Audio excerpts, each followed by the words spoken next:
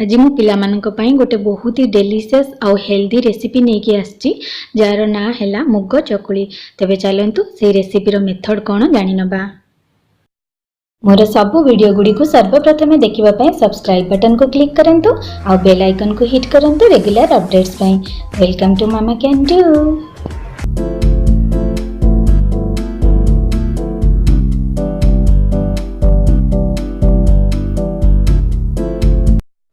मुझे गोटे कप मुग नहीं जहाँ को कि भल भाव क्लीन करिकी 4 रु 5 घंटा पर्यंत बतुरे की रखी। आउ सेम टाइम रे 1/4 राइस नहीं कि क्लीन करिकी ताकू मध्य बतुरे नहीं 3 रु 4 घंटा पर्यंत। आउ 2 खंड अदार पीस किछि धनिया पत्र आ गोटे कंचा लंका मध्य नहीं। तापरे मु सबू इंग्रेडिएंट को मिसेईकी भल भाव ग्राइंड करके गोटे फाइन पेस्ट बनै नेछि। आउ 2 टेबलस्पून सुजी मध्य ऐड करिछि।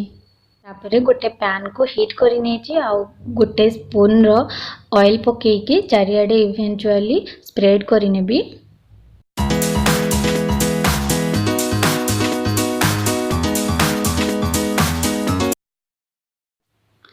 तापरे 1.5 स्पून रो बैटर नेकी ताकू गोल गोल बुलेइकी गोटे पतला चकुलीटे बनै नेछि।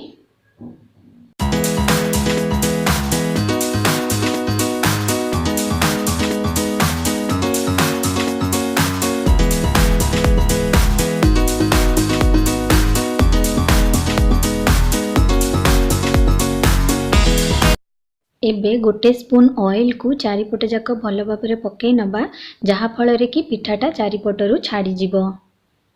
आउ मीडियम रु हाई फ्लेम रे आकु 2 मिनिट पर्यंत कुक हबा को छाड़ी दबा।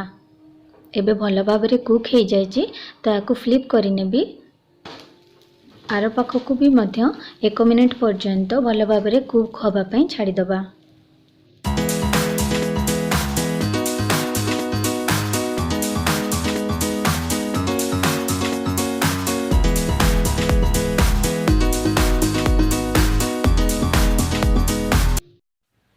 एबे पिठाटी बोथ साइड भल भाव कुक हो जाइए तो या एमती फोल्ड करके गोटे प्लेट को बाहर करि नबा।